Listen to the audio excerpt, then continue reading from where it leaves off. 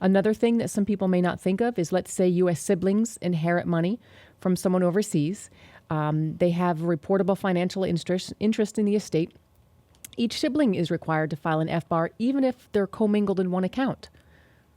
Some people may not know that as well. Oh, it's my brother's name. He's the one who always handles it. Yeah, he handles it. He's got to do the FBAR. There's an issue right there. This happens a bit. I take a few phone calls like this. Okay, we got a few million overseas, me and my brothers and sisters. So I want to come clean. Here's the problem. They don't.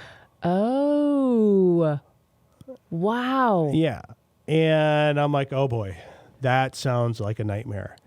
Because the only way to come clean is you're basically going to rat out your siblings who are not the ones doing it. And this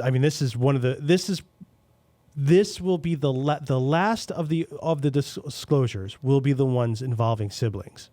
And I've seen siblings in action, siblings who've inherited things. And usually, and this is sort of the general rule I've seen in the observation is that, there'll be, a father who is incredibly successful, a great guy, energetic, makes all this money, has kids. It's like, okay, well, I don't want my kids to live the way I did. I started out poor, I didn't have anything. I was always living on the edge. I was forced to do this, but man, it was stressful. I want them to have a better life than I did. So they go and he kind of protects them and gets the education, do this and, get a job, get a steady job. You don't need all the excitement and ups and downs and all the crazy things that can happen to you when you're out there hustling and like that. So the kids tend to just sort of get a little bit, maybe one of them will follow in the dad's footsteps a little bit. They all kind of do their own thing, but they're not nearly as driven and savvy as the person who generated the income. Mm-hmm. One of them will think they are, and one of them will think their job is to be, and will assume that mantle. And they're just not there. They don't have the chops for it. And now add in a wife of one of the siblings who might be a little crazy.